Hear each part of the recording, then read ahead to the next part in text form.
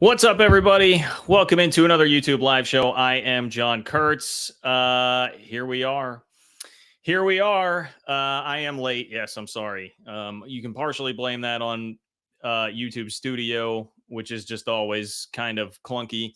But, it's also somewhat me because I was making TikToks, okay? I was making TikToks, so sue me. Follow me on TikTok, John Kurtz Show. I did it I don't know, man, 3 years ago, and decided now that I should start to actually do it now that TikTok is going to go away. But in all seriousness, like YouTube Shorts, TikToks, Instagram, Facebook, all that stuff. That's how we're going to start the show today. I'm going to tell you that is my announcement for you. If you could follow me on all those platforms, which all the links are in the description of this video, I would much appreciate it. We're going to try to build up the audience in multiple ways, stuff that frankly I should have been doing this whole time, but I'm getting off my butt and finally doing it. So help me out.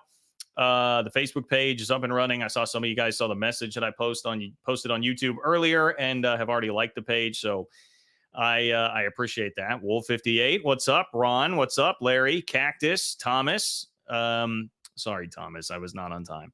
But yeah, Wolf58, you're welcome for the shout out. And thank you, all of you guys, for being here and for being such great fans of the content. Look, if you have been following along, whether it's in the YouTube sphere or on social media, but namely Twitter/X, you have likely heard about Greg Flugar's, not his latest show, but one of his latest shows, which centered around the Kansas Jayhawks and the SEC.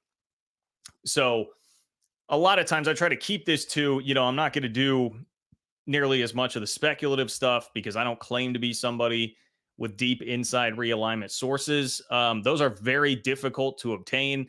But one of the guys who has a proven track record of nailing some of the realignment news items that have happened is Greg, including USC, UCLA to the Big Ten, which, he had weeks before everybody else. And there's an Athletic article to prove it. An article in The Athletic to prove it. So I definitely respect Greg. I listen when he speaks, and not everybody, especially in the realignment space, is going to be perfect with what they say. And he did not say that Kansas was definitively heading to the SEC, but he did say that there is at least some smoke that the SEC has had conversations about it. And if Greg is going to say that, I think it does bear a discussion here on this channel. So, I try to be careful about this for a couple of reasons because I don't want to turn into, I try to just look, we're going to react to the news. You're going to get my opinion. You're going to get my takes and stay informed with the latest news that is coming out on this. I try not to get too speculative here, but Greg, to me, is somebody that has enough credibility that I think this is worth discussing here today. The other thing I don't ever want to do is be, totally just piggybacking off of somebody else to get all of the content, but I have seen this discussion a lot of places. I've even seen a little bit of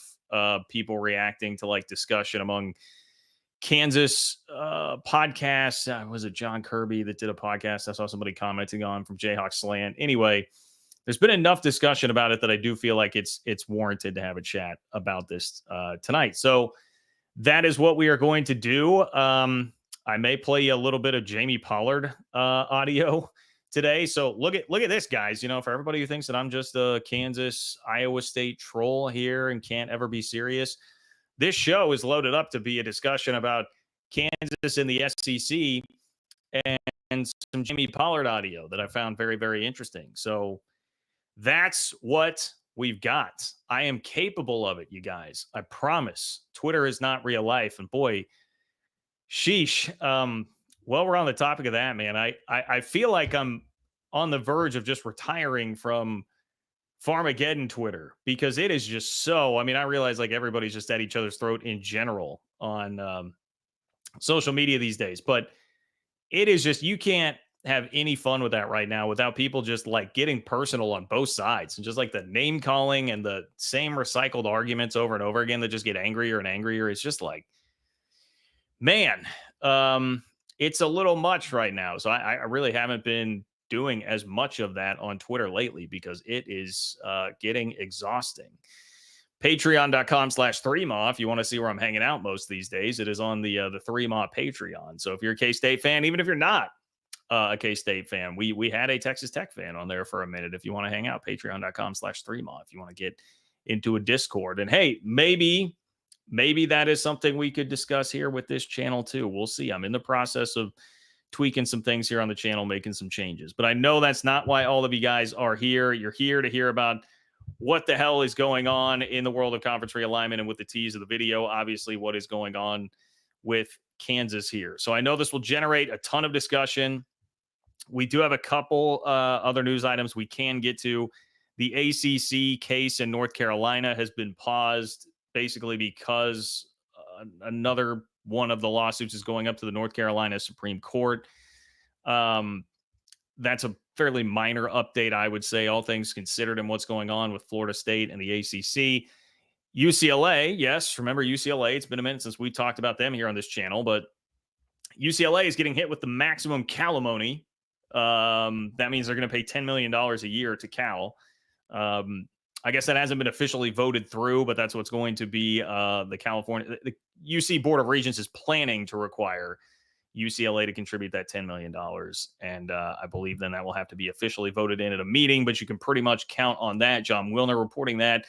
So that is tough for UCLA. And I guess it's a big win really for George Kliavkov, who was, trying to tell anybody who would listen once upon a time that, hey, this is why UCLA shouldn't leave. They should come back because, you're going to have extra travel costs, and then you're going to have to pay a bunch of money to Cal. And, well, hey, George, I mean, they did have to pay the maximum $10 million.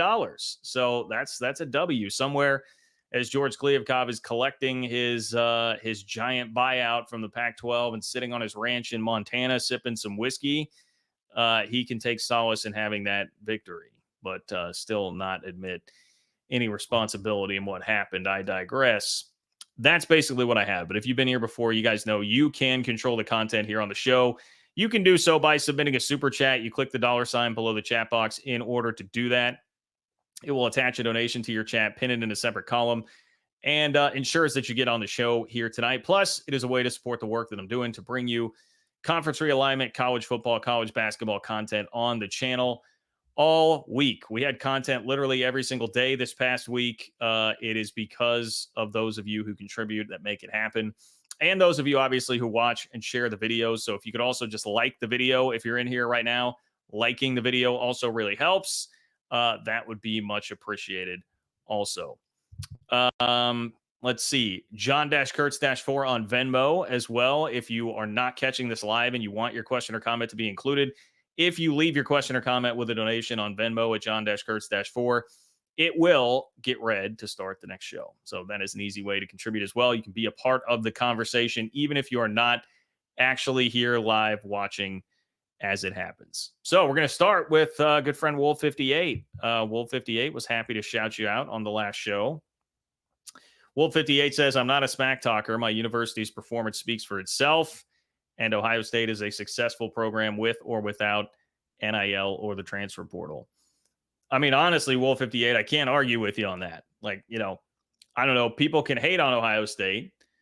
People can say whatever it is that they want to, perhaps a little bit underachieving according to their impossibly high standards here the last couple of years under Ryan Day. And you did have to watch your arch rival win a national championship. But we know that Ohio State is at the top of everything in this. They're about as top of the food chain as it gets in the college athletics world right now. So, yep, you are correct, Wolf58. You're going to get none of that from me. In fact, just tell my boy Will Howard that I said, hey, I hope he's doing well. I hope he gets the chance to start, and I hope he plays very well for Ohio State this year.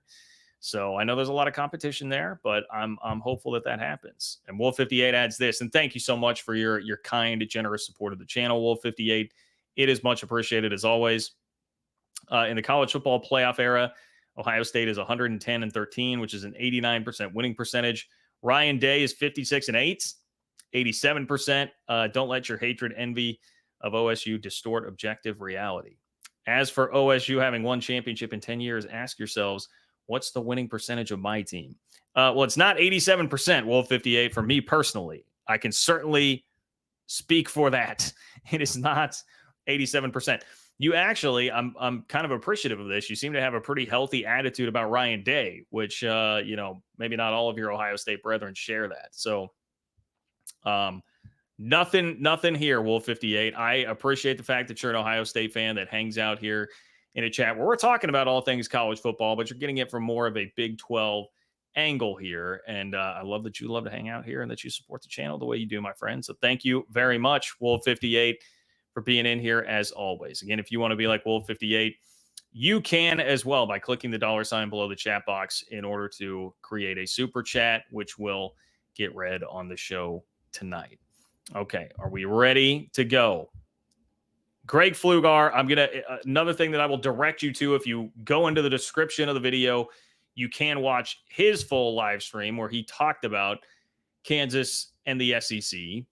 And look, I tell you guys all the time, Greg is a great resource. If you're into college athletics, if you're into conference realignment, I would highly suggest subscribing to his channel and watching. So I did want to make sure that I put the link to his official comments in there, because I'm not going to get into absolutely everything. There's much more there for you to hear from him directly.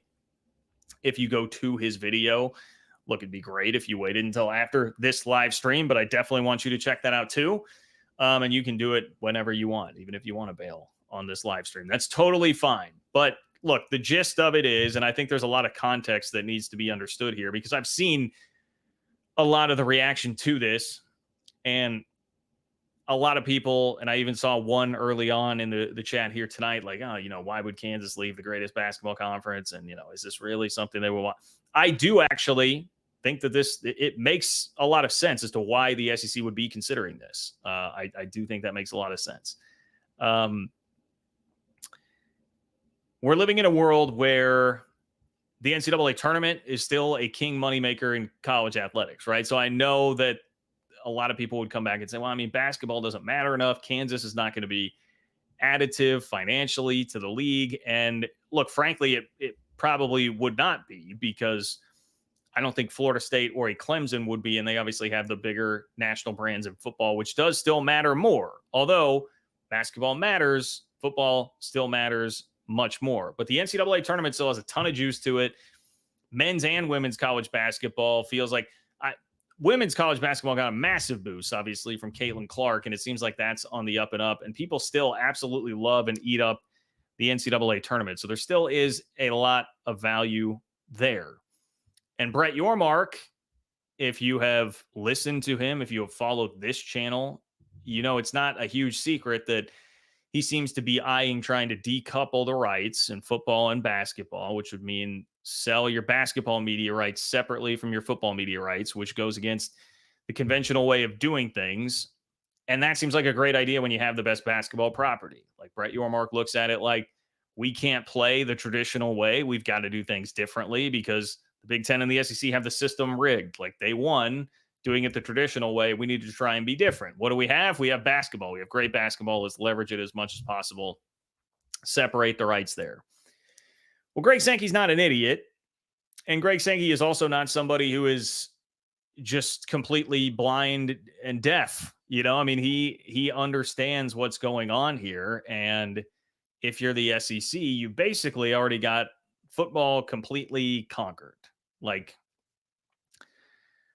what does the SEC really need to add? Would it be nice if they somehow were able to pull a Notre Dame? Sure, that would give them another brand. I mean, Florida State and Clemson, yeah, I mean, I guess fine. I mean, pretty good football brands. They wouldn't be at the top of the SEC, but they'd be probably like tier 2 of the SEC. That's fine. But it's almost kind of gluttonous at this point. They don't really truly need that. They're going to have as much of a chokehold on football as they almost possibly could right now, certainly for the average money per team with the current setup that they actually have. So what else is there? Well, there's basketball. And it does seem like Brett Yormark making a push, the tournament continuing to do what it does, Caitlin Clark and women's basketball upping some of the popularity of college basketball. It does feel like there seems to be a bit of a renaissance here and people appreciating a little bit more the value of hoops, even if it is not nearly the value of football. So if you look around the landscape like that, it would stand to reason that Greg Sankey would be like, well, look, if I already have football completely locked down, how do I get some extra juice in basketball? Okay, now let's look at the ACC. All right. Look at the ACC. They are on the verge of implosion. Florida State and Clemson are both in the midst of dueling lawsuits, 4 lawsuits in 3 states against their own conference.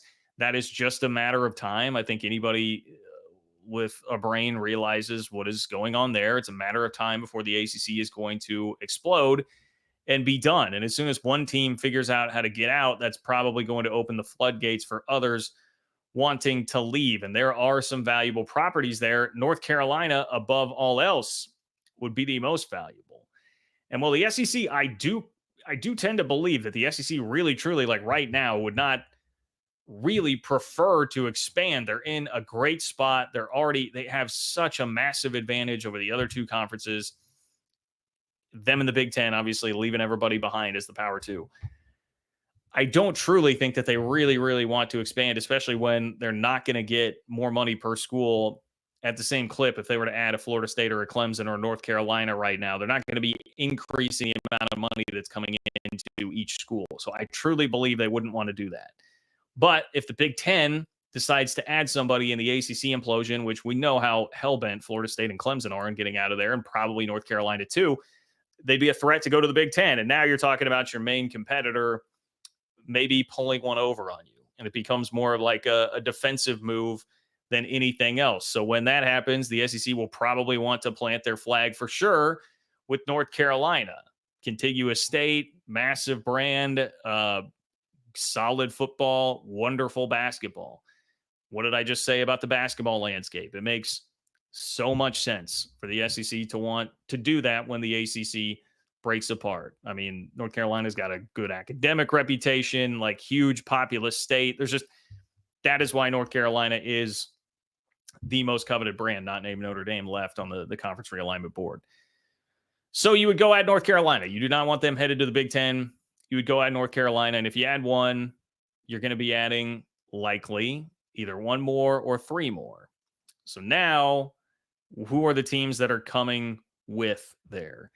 And if you go listen to Greg, I believe what you will hear from Greg is, just to paraphrase here, like Kansas would need a lot of things to fall into place here. It would have to be a +3. They would also have to hope that North Carolina State is not coming with North Carolina to the SEC. And that is another thing that's been oft discussed by me and others in the realignment space right now, that North Carolina and NC State may wind up being tied at the hip because that board of governors there in North Carolina has a lot of NC State influence. And, NC State is kind of like a fringy possible candidate here for the SEC if that were to happen in the legislature there, make them stick together. I mean, we've done the video here recently about the fact that the board of governors there voted to, if you're going to leave a conference, you basically have to run it through the entire board and show the whole plan and the details and everything. There's no running off in the middle of the night here. You're going to have to get full approval from everybody to actually make it happen. And that makes it seem like it will be more difficult to leave without NC State. So none of this is that, hey, Kansas has a guaranteed ride here to the SEC. There are a lot of dominoes that have to fall into place. But my point here is that Greg saying, hey, it's something that is being discussed makes perfect sense, because basketball is the thing that the SEC could really build on here if they're not going to be able. Football, again, pretty close to maxed out. So go get some basketball. And honestly, there is a piece of this. What do we also talk about? This is not meant to be disrespectful to Kansas football, who, yes, they have helped their position quite a bit by just not having.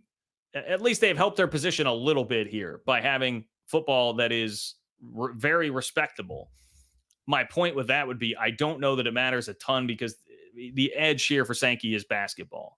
Some of the response I saw initially to this was Kansas's football program, it's not like it's that good. It hasn't been that long. Will Leipold stay? And it's no, the point is they have the basketball brand. That's what Sankey really wants. And they have football now that has gone from embarrassing to very much not embarrassing. And that's the important part that they have traversed to get to where they're at, to put themselves in a better position.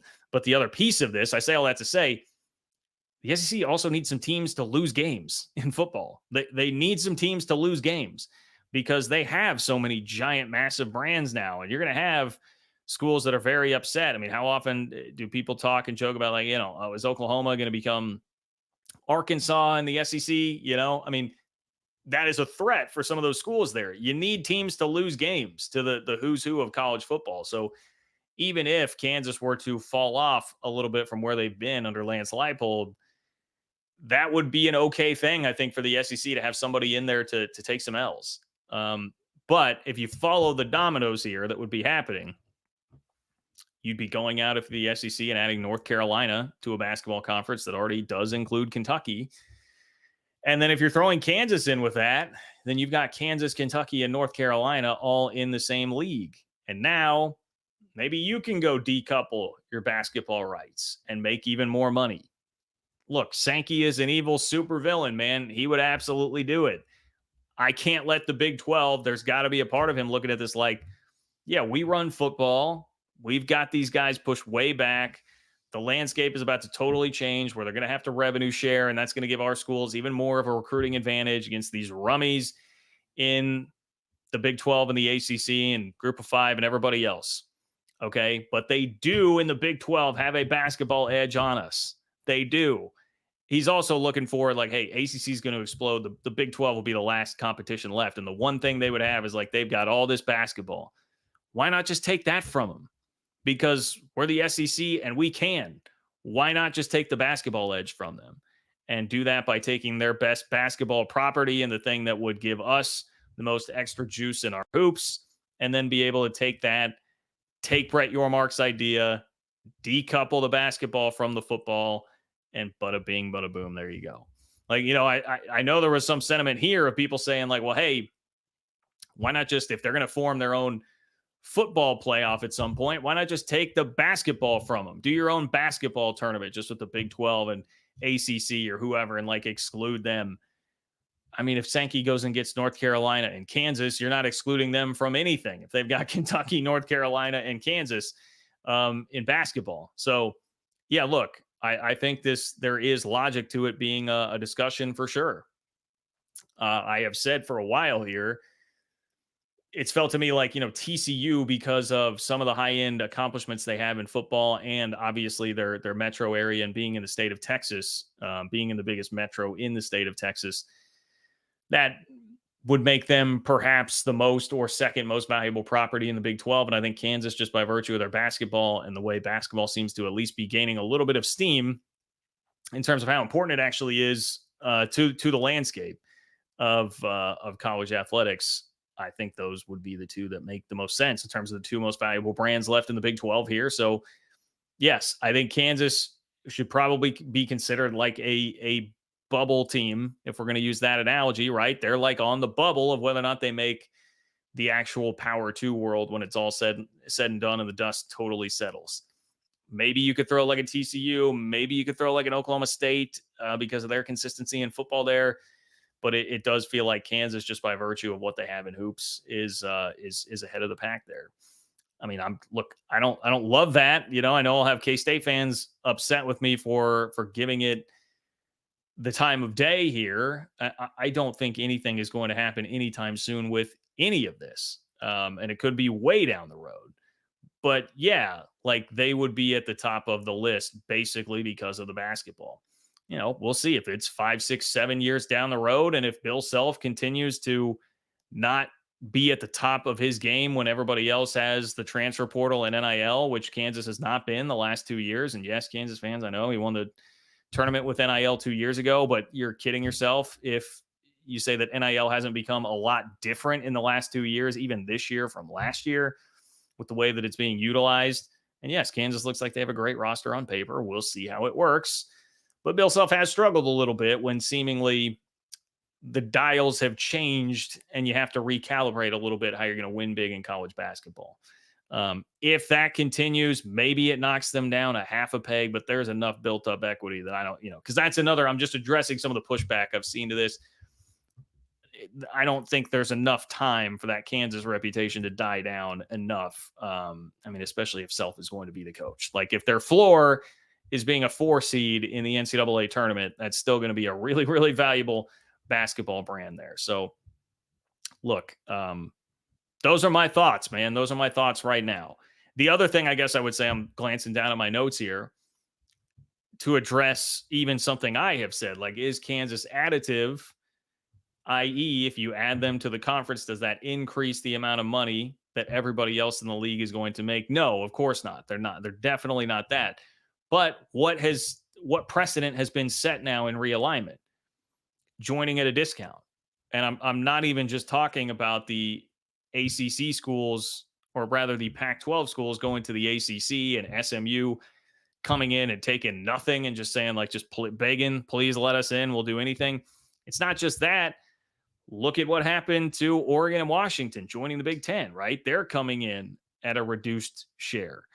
And the SEC has all the leverage in the world on that if this were to ever play out, to just be like, yeah, come for a reduced share. Like, of course, Kansas would want the long-term stability of the SEC, perhaps a little bit more money. Maybe it's even the same type of share that they would be taking in the Big 12, right? Maybe it is. But you're still, at that point, you're in the SEC, and that's a massive advantage.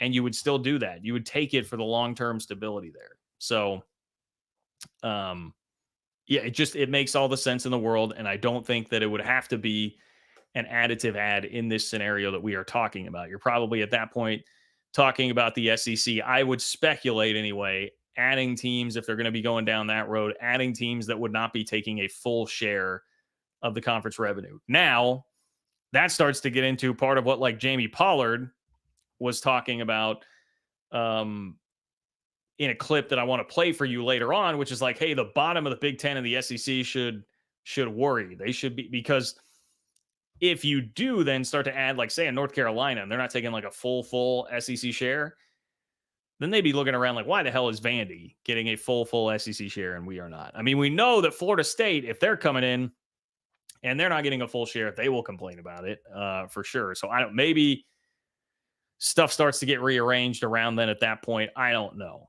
We're way far down the road and way far down the can of worms being opened up on all of that. But I just want to spell this out to you. That yes, this definitely is a scenario that I could see playing out at some point. Obviously something that I would hate. I would not like it. But yeah, it's something that could play out. I also, that's not a death knell to the Big 12. If it happens, you'd still be fine. You'd still have a league. Fine obviously is relative. You would just probably lose some money from your potential basketball deal there. So yeah, it would have a financial impact on the Big 12. Probably not a massive one, but it would have a financial impact on the Big 12. And then at that point, you've probably added a couple of ACC schools, probably like a Pitt, Louisville.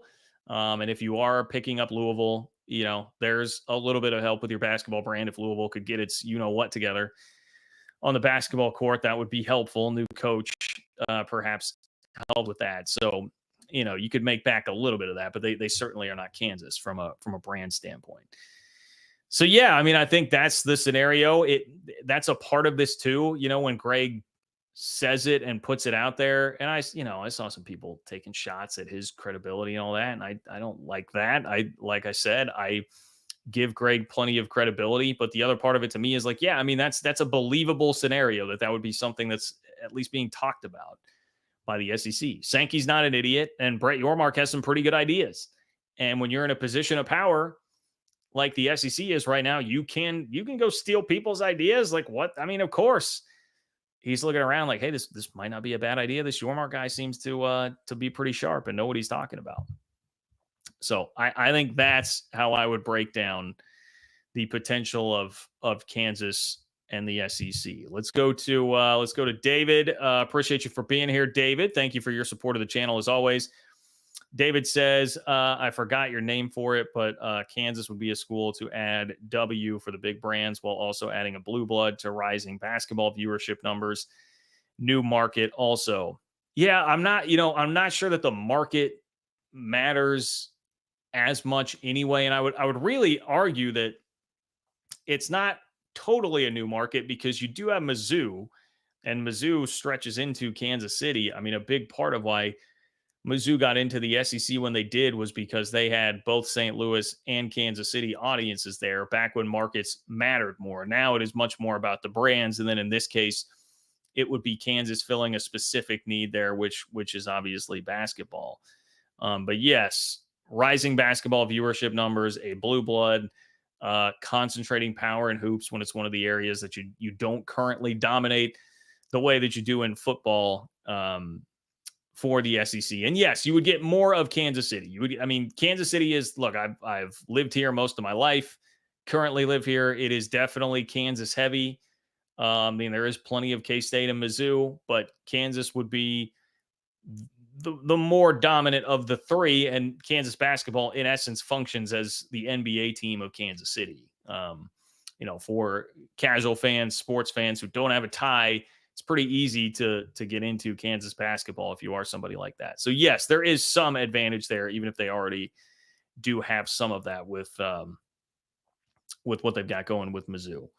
And I believe Greg spoke to Mizzou's position on this, so that would be something you should definitely go check out in the video. I keep saying I believe because I talked to Greg a little bit about this too, and I forget what was on the video and what was just in our conversation. But I would definitely suggest clicking that link in the description of this video as soon as we are done here and going and checking that out if you are interested and if you haven't as of yet.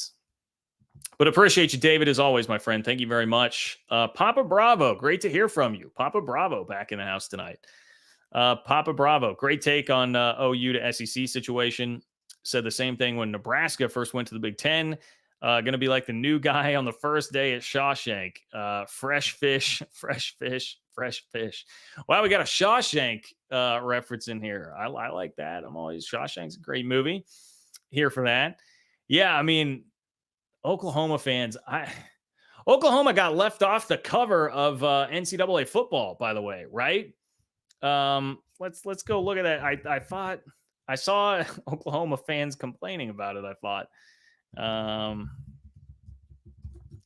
I say that just to say, if we're talking about how hot their brand is, like Texas is right there front and center. You got Texas, Michigan, Colorado, which, another dumb sign of the times there, but I guess is that an Oklahoma helmet, like kind of off to the right? It's just not very prominently displayed. I don't know. It's just a little telling to me. It was like a couple of years ago when, Tebow was still running the show in Norman. You would have had somebody more front and center on this deal. But now you gave it to Brent Venables, and your linebackers are getting attention in spring practice, but you're not prominently displayed here on the cover, and your arch rival Texas actually is. So there's that. Yeah, Travis Hunter being on the cover. Come on, man. Anyway, I think OU may be in for a bit of a rude awakening there at first. I certainly believe more in Texas the first couple of years in the SEC than I do Oklahoma. And I know Oklahoma's got better infrastructure, like just better history, but I am not a Brent Venables believer. He's a K-State guy. I am not a Brent Venables believer as being an elite head coach right now. I certainly have not seen that. And I think it will be tough for them. I'm also not going to say that they will turn into Arkansas. I would imagine that they will have more success than that. But it's going to be really interesting because somebody does have to lose games somewhere. And, you look at like Ole Miss. Like Ole Miss has just been recruiting the portal like crazy. Like that's a school that you would, I think, in general terms, in a vacuum in the SEC, expect to be losing some of these games. They're probably not going to, man, because Lane Kiffin's got it rolling pretty good there. Anyway. Papa Bravo, appreciate you, man. Thank you for being here. Appreciate you for referencing a classic movie as well. Thank you, sir. Sir or ma'am. I guess I don't really know. I don't really know on Papa Bravo. I should not assume there. Anyway, okay. So yeah, there's Kansas to the SEC. Look, if anybody else has questions or comments on it, I am here for it. I'm here for more discussion about it. Click the $ below the chat box in order to submit your donation, make it a super chat, and get on the show. If you have more to say about Kansas and the SEC, we can definitely chat about that. I do want to transition a bit here to what Jamie Pollard had to say about the SEC, the athletic director at Iowa State. But in addition to the reminder that you can click the $ below the chat box, let me also say, if you would like the video, that would be awesome. Completely free way to support the channel. Just one click, like the video. Also, fire up the comments here in the live stream. Comment in the comment section underneath the video. when it is done as well. All of that stuff really helps me. And if you are watching this after the fact, you're catching it after it was live, John-Kurtz-4 on Venmo is another way you can contribute to the channel. And if you leave a question or comment there, I will address it to kick off the next show. So that is easy way to stay a part of the conversation. Do I still have Jamie Pollard pulled up here? I believe that I do. Okay.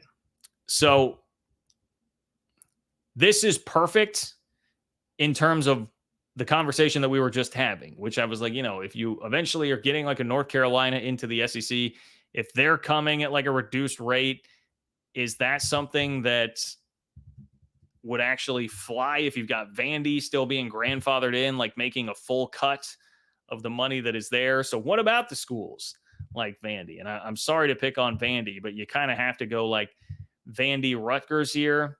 Maybe others have other ideas. Who would you go if we're talking about the low rungs of the Big Ten and the SEC? I feel like you got to go Vandy, Rutgers. So they're going to bear some of the brunt of this. But I want to play you what Jamie Pollard, Iowa State's athletic director, had to say about this, courtesy of CycloneFanatic.com. Chris Williams and company, who do a great job with that site. Here is the audio from Jamie Pollard. You just have to look at the evolution. It isn't the SEC and Big Ten. It's those that have all the gold, make all the rules, right? So if I was a member of the Big Ten or the SEC, I'd start looking over my shoulder and wondering when's the day going to come when the top of the SEC is not going to want the bottom of the SEC. I mean, go back and look at times when the AFL and the NFL merged, they only needed one commissioner. And when the ABA and the NBA merged, they only needed one commissioner. There's going to come a day they don't need two $6 million a year commissioners, and they're going to eat their own. And if we think that's not going to happen, you're a fool, because we didn't think the Pac-12 would get eaten, and it did. And, the CFP is just another example of our industry running amok, and they're trying to, swallow the ACC and the Big 12. And I wish them all the best, because they're going to eat their own.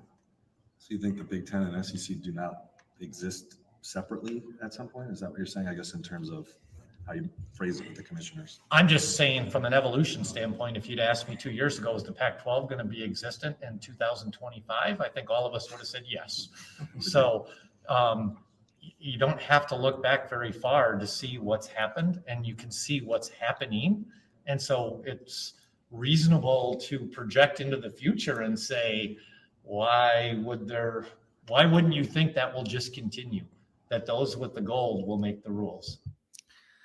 Yeah, I mean, it's a pretty good, I guess that's not really like an analogy, but like a pretty good assessment of the situation. Those with the gold will make the rules, from Jamie Pollard there. And I don't think any of this is really him saying this is happening anytime soon, or this is happening like tomorrow. I think there are a lot of roadblocks to this. I saw like John Wilner kind of address that in a response to this, because that really blew up on Twitter. It got a lot of discussion and a lot of people agreeing with it. And I think there's just, Aloha Nate is correct. It is a little too messy, I think, right now to do it. Doesn't mean that it can't happen eventually. And I did do a little bit of digging here. Not that this requires a ton of digging, but as recently as 2001, okay, now, I was in 7th grade in 2001, but as recently as 2001, you did have Temple get kicked out of the Big East for poor attendance and bad football. So it's not like it is a completely unprecedented thing. But right now, I do think if you are the SEC and the Big Ten, you got to look at it like it's not worth the mess, because it would be messy, and it's not worth the mess because the ship is just flying right down the water. Like the ship is sailing so smoothly right now. You don't need to introduce anything choppy. You're crushing the Big 12 and the ACC in money. You just bent your will all over the college football playoff in terms of how the revenue sharing is going to be split there. You're in such great position. There's no need to really force anything. So yes, you could theoretically make more money per team if you were to trim the fat, quote unquote, on those conferences, if you found a way to do it. But do you need to go through all of that trouble and the mess that it would require? You just don't right now. There may come a day when you do, and maybe that's when the Big Ten and the SEC are getting pitted against each other a little bit more, when the landscape has evolved somehow, and that becomes more pressing and pertinent of an issue. Like I said, if North Carolina's got to come in and you got to tell them, well, adding you is not going to actually make us more money for everybody here because TV doesn't have that kind of money. Remember the story we reported? I didn't report this. We read the report from Variety the other day about how much money ESPN Plus is hemorrhaging right now, how much money is there for live sports. If a North Carolina can't come in at a full share, then are you going to start to have issues about the amount of money that the Vandies of the world are making? And maybe then the tectonic plates have shifted enough that would necessitate some kind of change there. Right now, probably not. I don't know how exactly it would work with the TV networks as well, like with the TV contracts that you have that are going through into the 2030s, obviously with both of these leagues right now, the SEC and the Big Ten. So I'm not sure how much of a mess there would be to clean up with that. Although TV would, I guess, potentially be happy if they're not having to show Vanderbilt games, but you are losing inventory potentially there. So you could see how that would become more of an issue and just more mess. I just think there's too much of that for that to become anything that happens now. But Pollard's overall point here, I would take it to say, like, if I were a Rutgers or Vanderbilt or Purdue, if I were a fan of a school like that, I'd maybe be a little careful about spreading the, Twitter smack talk of like, oh, here's hide the, what's the gift that's always out there? I do like using this gift, like, hide the money, y'all. There's poor people around. If you're going to be taunting the Big 12 and ACC schools with some of that stuff, I might be careful with that because that could come around to bite you at some point.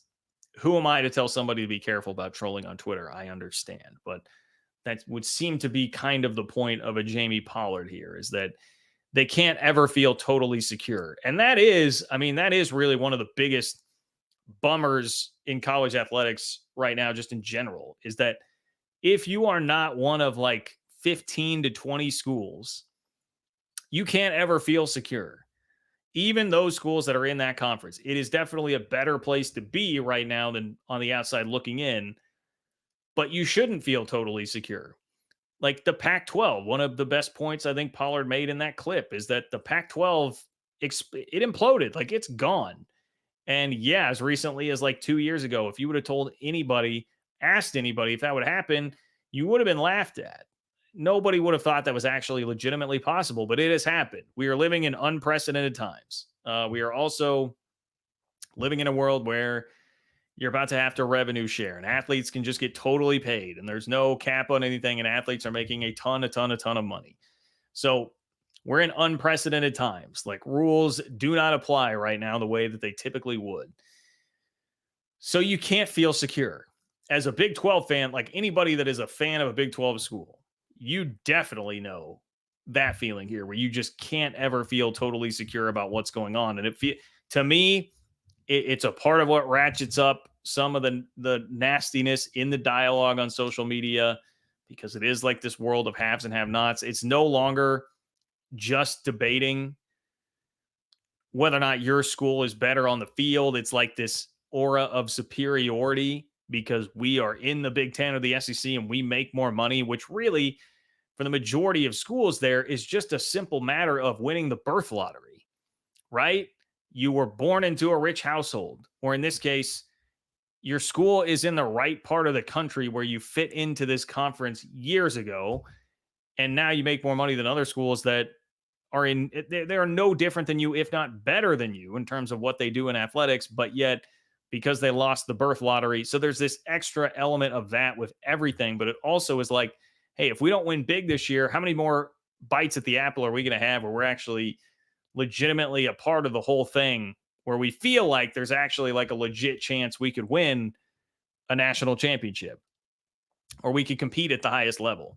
That is always there for everybody. And right now, if you are Vandy, if you are Rutgers, theoretically, it is still there for you, but it might not always be.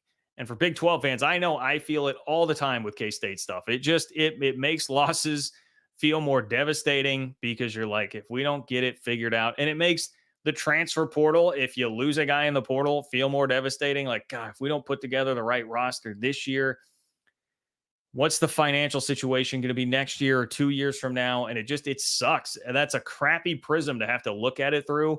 But that is where we all are right now in college athletics. And I take Pollard's point to mean you may still have to be doing some of that if you are one of the lower tier schools in the SEC or the Big Ten, because your day might be coming to, and you might be living through some of the stresses that Washington State and Oregon State did and currently do, that schools in the Big 12 did and currently do, that schools in the ACC did and currently do.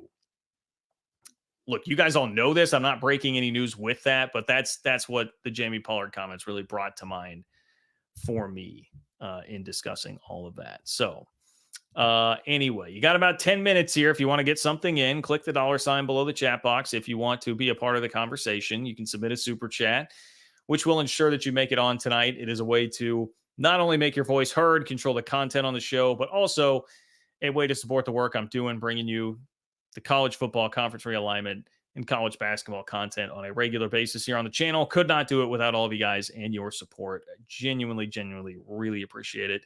Also, those of you who even just give the video a like, that is also really helpful. And leave your comments, John-Kurtz-4 on Venmo, if you want to support the channel that way. And if you leave a question or comment there, I will lead off the next show with it, so you can still be a part of the conversation.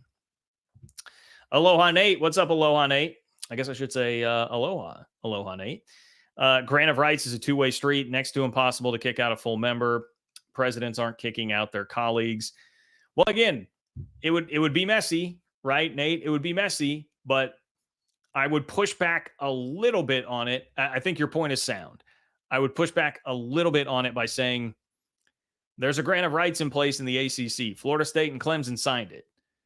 And right now we have 4 legal proceedings trying to break that. So if you really wanted to go down that road, if you wanted to get Florida State style messy with it, which is exactly what they're doing, you could challenge it, take it to court. I don't know. Does Vandy have a former president that they could accuse of nepotism or something? Like, I don't know what's out there, but Florida State has found the attorneys who can go through and dig some of that stuff up and try to muddy it up enough to do that. So I would still argue we're just in such unprecedented times that there are pathways to trying. Whether or not it would work or work the way that you want it to is up for debate, but they could try. But it would be very messy. You are correct. You are, and the presidents and their colleagues, again, in theory, you're correct, but look at what just happened at Washington State. The university president, who was there through the whole thing and like hand in hand with Kirk Schultz through losing the entire conference and Washington State getting screwed and totally left without a life raft on the Titanic. The university president just up and left to go to freaking Washington, the arch rival who got a life raft to the Big Ten while they left you in the lurch. He just went and took a job at Washington.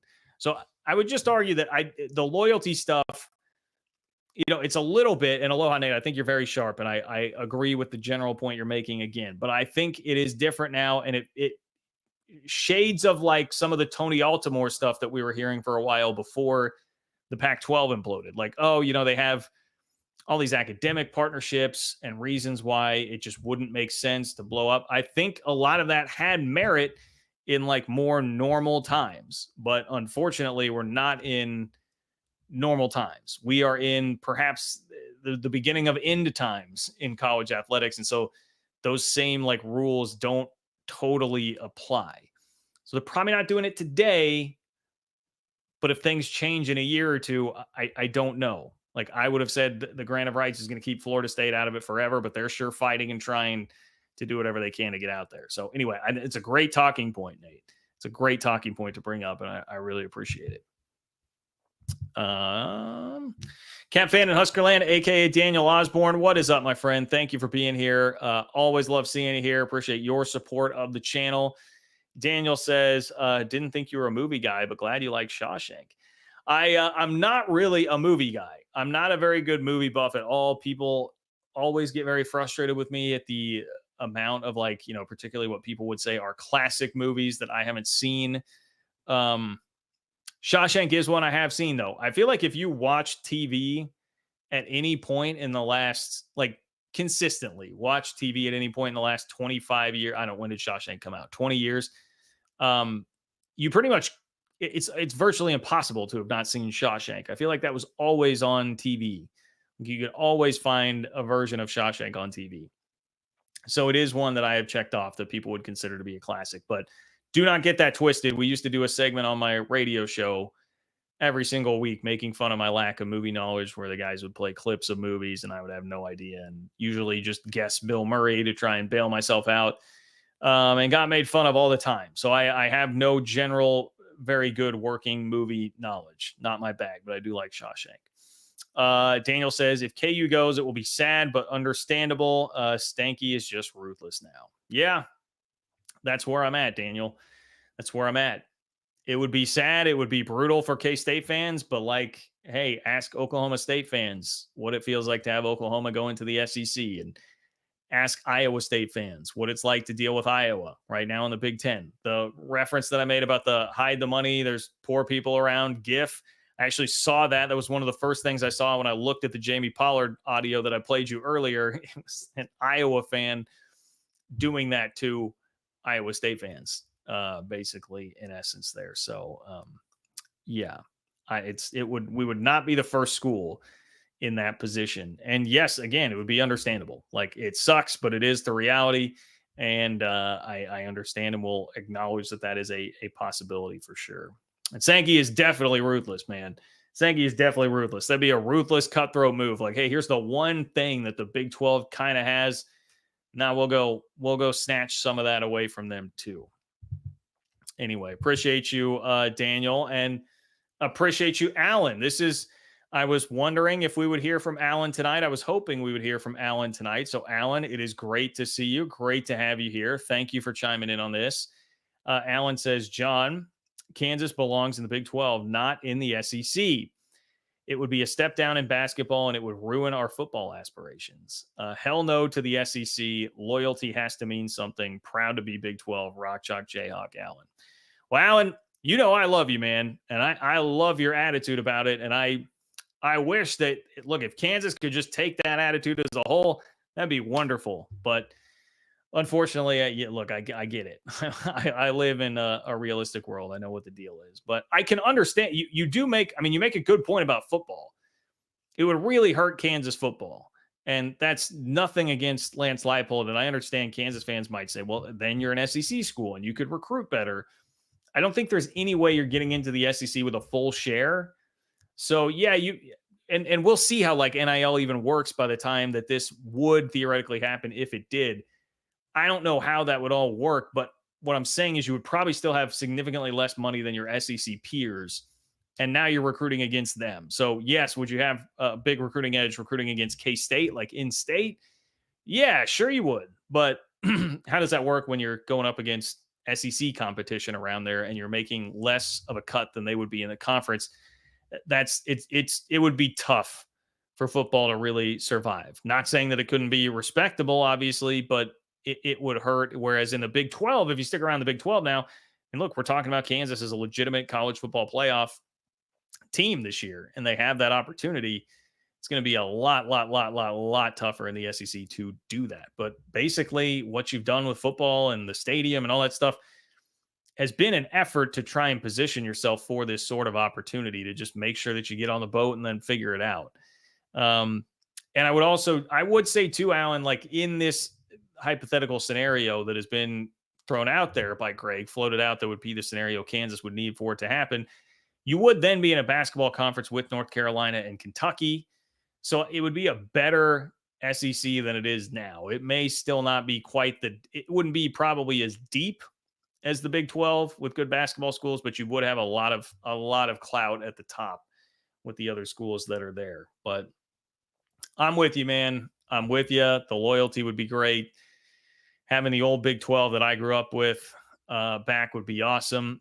Hell, the Big 8, I know plenty of people that would love to go back to the Big 8 days. So I am glad that you're proud to be in the Big 12, Alan. I thank you for that. And hey, this still does require a lot of dominoes to fall into place to actually ever happen. So you may get your wish anyway, and Kansas would stay in the Big 12. So anyway, Alan, great to hear your thoughts. Much appreciate you being here. Thank you, my friend.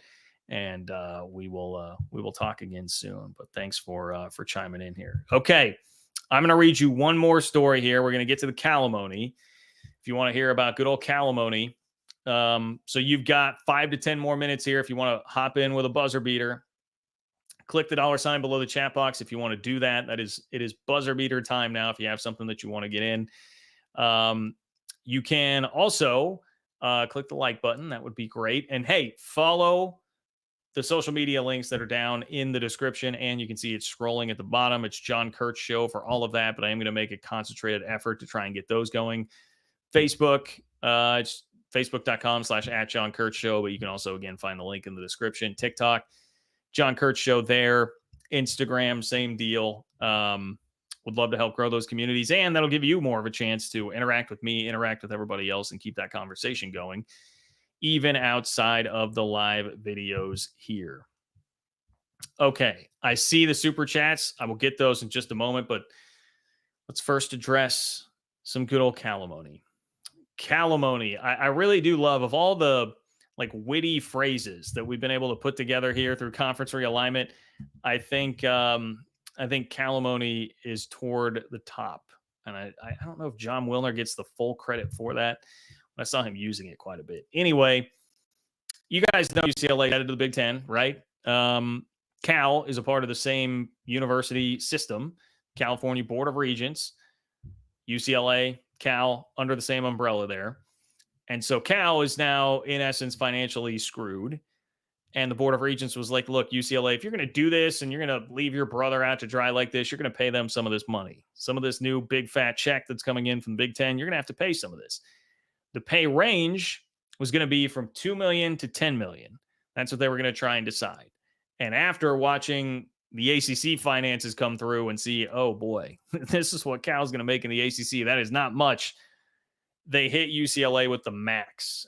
So from John Wilner, the University of California Board of Regents is planning to require UCLA to contribute $10 million annually to Cal's athletic department in the aftermath of the conference realignment that separated their sister campuses, according to a summary of the upcoming meeting on the Regents website. That is the maximum amount agreed upon by the Regents in late 2022 after UCLA announced departure to the Big Ten and put Cal's athletic revenue at risk. Since then, Cal's situation has become more fraught. And boy, can we just pause? Like, Cal, I really have nothing against you at all, but if a college athletics program falls in the woods and nobody is around to hear it, did it even fall at all? I mean, like, that's where I'm at on Cal. I can't think of like a significant or interesting thing that Cal has done in athletics in a really long time. How long ago was it that Marshawn Lynch was playing there? Or like Deshaun Jackson? I know K-State played Aaron Rodgers in 2003. It just seems like nothing of consequence, really, like one way or the other, has happened there in a very, very long time. And now, yeah, they're in a worse financial situation. Anyway, the Pac-12's collapse in August 2023 forced the Bears and Stanford to join the ACC later this year with a partial share of the conference's revenue. The approved range for the contribution was $2 million to $10 million, with the exact figure based, quote, on the best available information on projected revenues for both campuses, the Regents said at the time. So I would imagine, it went like this, like, hey, it'll be $2 million to $10 million. We'll figure it out at the time we're going to make an official ruling on this, like try and get a better gauge for what the finances are going to look like. At that time, Cal was still in the Pac-12. It wasn't like the Pac-12 was dead at that point. So they're like, hey, we'll see how this shakes out. We'll see what the TV deal is going to be like. We know how it went. Pac-12 imploded. They had to go to the ACC, and they are not going to make very much money at all there. In fact, where was the specifics on that?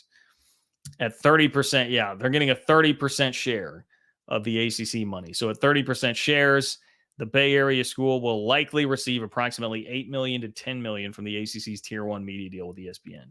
Ouch, man. I mean, so they're taking like a 66% cut there. That's big. The Bruins will be required to support Cal through the 2029-30 academic year when the Big Ten's media rights agreement expires. So in other words, if you want like a total price tag on this, this is what UCLA will have to pay, what they're going to have to send to Berkeley. It's going to be $60 million. That is a 6-0, not a 16.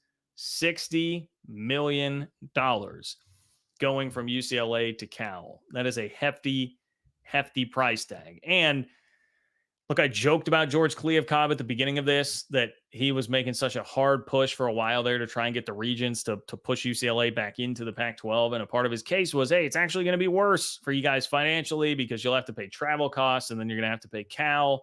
You're not going to come out ahead here. I mean, that was obviously a ridiculous talking point that even John Wilner shot down, but it's going to be a significant financial strain on them. Instead of making $65 million, they're going to have to pay a lot in travel costs to get everybody around, a lot of extra money there. I don't know what that winds up being. Is it an extra $5 million, $3 to $5 million a year? Perhaps. I don't know. But now you've got 10 on top of that you're going to have to pay there. So it's basically like taking a reduced Big Ten share, even though you're not. And UCLA has not exactly been in the best financial position themselves. And obviously has plenty of issues in being competitive, certainly in football right now. So this issue, again, not totally official. It needs to be voted on, but the issue is labeled as an action item during an open session, meaning a vote is expected to occur. And I believe that meeting is on Tuesday, on the 14th. So UCLA will be a full share member of the Big Ten when it enters the conference on August 2nd. The Bruins are expected to receive approximately $65 million on average for the first 6 years of the Big Ten's TV deal. The $10 million contribution headed to Berkeley comes in addition to the increased travel costs. Okay, so we've talked about this. Except, wow, it says UCLA has estimated that the travel costs could be approximately $10 million more than it was spending on travel in the Pac-12. So, okay. George Kliavkoff, man, I hear him in my ear, like on my shoulder, like, bro, I told you. So that'd be $20 million. So it'd be like making $45 million a year, which is still significantly more than that Pac-12 TV deal is going to be. George, okay, let's just chill out. But fair point, and that is a lot of money that UCLA is going to have to foot the bill for here. Wilner says, put another way, the Bruins will enter the Big Ten with financial constraints that many of their peers in the 18-team conference won't experience. Meanwhile, Cal and Stanford will receive approximately 30% shares of the ACC's media rights before their shares ladder up to 100% in year 10. Year 10, that was the other thing. Like, funny to think about 10 years from now that, yes, when the ACC, of course, still exists in 10 years, then all of a sudden Cal will get a full share. The executive summary includes this recommendation, quote, that the regents authorize the transfer of $10 million a year from UCLA to the Berkeley campus from 2024-25 through 2029-30, the term of UCLA's existing Big Ten conference contracts.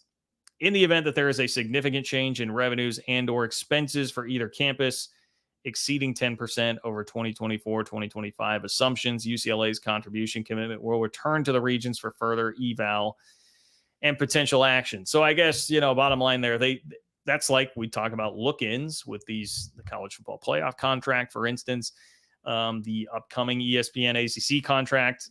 They've got like a look in there, I guess. So you could look at that as a good thing, I suppose. If you're UCLA, maybe if something changes here to the finances of one or both of these places, that number could go down. But yeah, in general, that's a pretty rough pill for UCLA to have to swallow, that they're going to be paying that much to Cal there. So I'm not expecting UCLA to be much more competitive here in the near future in football. They're going into a bear of a Big Ten conference now that is totally fully loaded, and they're going to be doing so with like one hand tied behind their back with the financial constraints that they have. You could see like in who they just hired in football, and nothing against the guy, but they didn't go out and really search for like a big time national candidate. You just go with an internal hire. that to me kind of spoke to the financial situation that they are in here right now. So rough times for the Bruins. Okay, before I get out of here, let me make sure that we get to Justin. What's up, Justin? Justin says SEC and Big Ten aren't going to kick out members. They would just form a new conference and not invite some teams. Yeah, I mean, that is another angle to this. If we're talking about mess and what would be less messy, it would be organizing your total super league that everybody has talked about and just doing that, and you trim the fat that way. So that could still speak, though, to Jamie Pollard's point that your day may be coming when it's the top 20, top 10 from each conference are just going to link up and form their own super league kind of thing and just leave you behind there. That it doesn't have to be kicking somebody out, so to speak, directly, but it could be that. Now, if it's going to be that, then you probably do have the period until the TV contracts actually end that they have here. But yes, fair point there, Justin. Always good at beating the buzzer. Justin made sure to get in here tonight. Very glad to see you, my friend. Thank you. And Daniel closing us off with a little Shawshank trivia. Shawshank has been out for 30 years. 30 years. All right, crazy.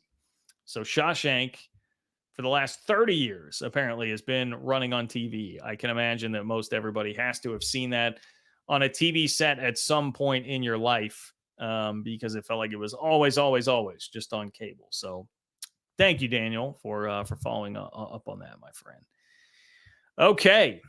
I think that's going to do it. Lively show tonight. Please like the video on your way out the door. Again, make sure to follow Facebook, TikTok, Instagram, all the links in the description there. I put a TikTok out right before we came onto the show. Okay. You can go look at the TikToks that I made like 3 years ago too. I'm sure that will be a wild ride. I don't know what exactly I was doing there, trying to figure that out, but we'll get some YouTube shorts going. You should be seeing more content from me in more places. And if you get to that Facebook page, you can interact with each other. You can interact with the page. Just more ways to get content and hang out with me. So guys, please do so. Tell your friends, spread the word, post about it on all those social media sites, share everything that you can. Thank you so much for everybody who does that. And Justin going one more buzzer beater. Justin says, big week this week. College football full reveal this week. NFL schedule release. Curious to see it because the NFL wants that Saturday before Christmas. Okay, so we got some schedule releases going down this week. I don't have the bandwidth to like follow the NFL on like a real in-depth basis other than the Chiefs. Obviously, I'm a big Chiefs fan, so outside of that, I don't get into it too much. And I always forget that the NFL schedule. The NFL, I mean, I will give them this. They are so damn good at controlling like literally almost every month of the year. They're going to get everybody geeked up about the schedule release and dominate a news cycle there in the middle of May. So it's the brilliance of the NFL. But Justin, thanks for keeping us updated. Thank you for being here as always, everybody, including Justin. But all of you who help support the channel, I truly appreciate all of you guys who give me a chance to do this thing that I really love and enjoy doing, and hope that it helps enhance all of your guys' lives too. Thank you so much for watching. Thank you for being here. Enjoy the rest of your Sunday night. Have a great start to your week, and I will talk to you all soon. Take care.